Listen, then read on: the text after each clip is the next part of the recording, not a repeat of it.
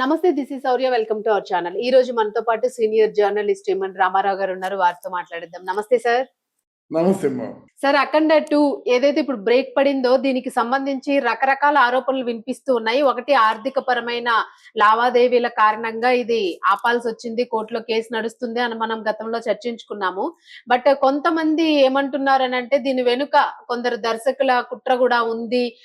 తర్వాత అంటే అలాంటి ఇష్యూస్ కూడా ఉన్నాయి అని అంటున్నారు. మరికొంతమంది డివోషనల్ టచ్ ఉన్న నేపథ్యంలోనే కావాలనే దీన్ని ఆపే ప్రయత్నం చేశారు అని చెప్పేసి కొంతమంది అంటూ ఉన్నారు. అండ్ ఇంకా కొన్ని సినిమాలు ఏవైతే ఉన్నాయో, అంటే ఇంకా పెద్ద స్టార్ సినిమాలు కూడా ఉన్నాయి. ఆ మూవీస్ కి ఏదైనా ఇది ఇబ్బంది కలిగిస్తుంది, ఇది హైప్ లో ఉంటే వాటి హైప్ ఏమైనా తగ్గుతుంది అన్న నేపథ్యంలో కూడా ఒక భారీ స్థాయిలో కుట్ర జరిగింది అని చెప్పేసి వినిపిస్తుంది. సో మీరు ఏమంటారు సార్? మీ విశ్లేషణ ఏంటి? నిజంగానే సినిమా వెనుక భారీ కుట్ర ఉంది అని అనుకుంటున్నారా? ఈ సినిమా వెనుక భారీ కుట్ర అయితే ఉందండి. మీరు చెప్పిన తర్వాత నాకు అర్థం అవుతుంది. అయితే ఈ కుట్ర చేసే వాళ్ళు సినిమా ఫీల్డ్ లో ఉన్న వాళ్ళు కుట్ర చేయవలసిన అవసరం లేదు. తర్వాత బాలయ్య బాబు సినిమా వీళ్ళకి ఏదో అడ్డం వస్తుందని కుట్ర చేశారు అనుకోవడానికి కూడా అవకాశం లేదు. ఎందుకంటే బాలయ్య ఇప్పుడు యాజిటీగా బాలయ్య బాబు సినిమా ఈ రోజు రిలీజ్ అయిపోవన్నమాట. నెక్స్ట్ వీక్ కి ఆ సినిమా తీసేస్తారు. ఇప్పుడు ఏ సినిమా అయినా సరే ఒక వారం 2 వారాలతో అయిపోతుంది. 2 వారాలతో వాళ్ళకి కావలసిన 500 కోట్లు ఎంతో కలెక్షన్ వచ్చేస్తుంది. తర్వాత వచ్చింది అలా లెక్క పెట్టుకుంటారన్నమాట. గనక సినిమా ఫీల్డ్ లో వాళ్ళు కానీ డైరెక్టర్స్ కానీ ఎవరు కుట్ర చేయడానికి వీలు అవకాశం లేదు. Of course this is too early. ఇప్పుడు నాకు అనిపిస్తుంది ఏమిటంటే కూటమి ప్రభుత్వంలో తెలుగుదేశం పార్టీని, ముఖ్యంగా తెలుగుదేశం అంటే ఈ బాలయ్య బాబు తాలూకు జోషుని దెబ్బతీయడానికి రాజకీయ పార్టీలే కుట్ర చేశాయి అన్నది ముమ్మాటికి నేను చెప్తున్నటువంటి అంశం. కావస్తే 2 రోజుల్లో అది కూడా బయటకు వస్తుంది చూడండి. ఇక్కడ బాలకృష్ణ డైరెక్టర్స్ ఎవరు ఆ విధంగా దెబ్బతీయడానికి ప్రయత్నం చేయరండి. ఇప్పుడు రాజకీయాలు ఎంతగా ముదిరిపోయాయంటే ఈ బాలకృష్ణుని ఎలాగ దెబ్బతీయాలంటే ఆలోచించినట్టయితే ఒక సినిమా దొరికింది. ఆ సినిమాకేమో 28 కోట్ల రూపాయలు అప్పులు పాలైపోయిన ప్రొడ్యూసర్లు దొరికారు. ఆ ప్రొడ్యూసర్ తాలూకు ఆ ఉదంతాన్ని పూర్తిగా తెలుసుకొని ఎవరైతే ఫైనాన్స్ చేశారో వాళ్ళ దగ్గరికి వెళ్ళి మీ 28 కోట్లు మీ ఇచ్చేస్తాము, ఆ సినిమాని ఆపేయాలి. దానికి ప్రతిష్టకు విలువ 28 కోట్లు కాదమ్మా, 100 కోట్లు 1000 కోట్లు కూడా కావచ్చు. మానసికంగా బాలకృష్ణ తాలూకు మనోభావాలు చచ్చిపోయినట్టే కదా.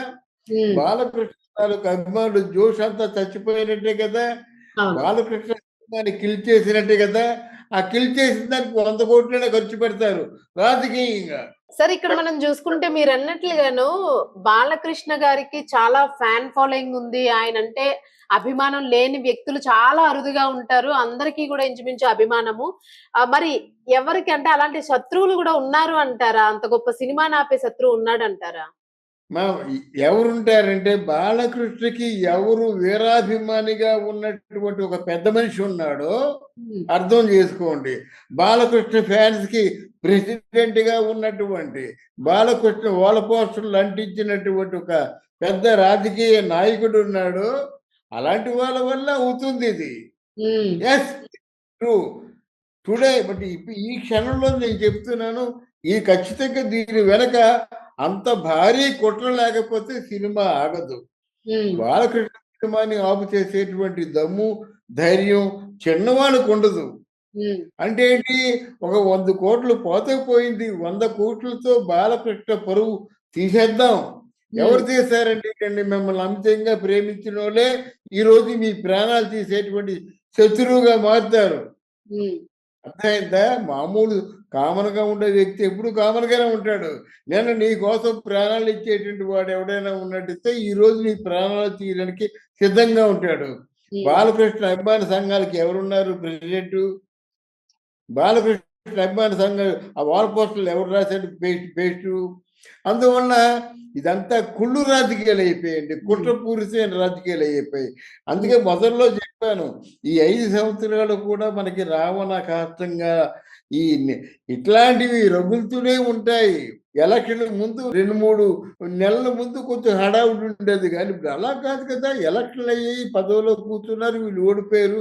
ఓడిపోయి మరుసటి రోజు కాంచే ఈ పరిపాలన బాగలేదని కూడా మొదలు పెట్టారు.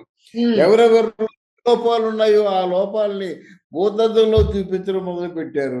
ఒక్క రోజు ప్రశాంతంగా ఉన్నారండి ఆంధ్రదేశంలోను. ఈ ప్రభుత్వం వచ్చిన తర్వాత ఆ ఆపోజిషన్ అనడానికి కూడా నా మనసు రావటం లేదు.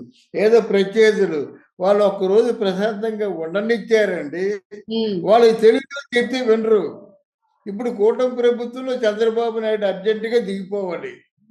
చంద్రబాబు నాయుడు సహకరించే వాళ్ళందరూ కూడా పూర్తిగా పతనం అయిపోవాలి. ఒక సన్నాస్ అంటాడు, ఆ పవన్ కళ్యాణ్ వెళ్తున్న ఆ ఫ్లైట్ కాలిపోవాలంట. కోరికండి, దరిద్రం కోరిక. వాడు రాజకీయ నాయకుడా?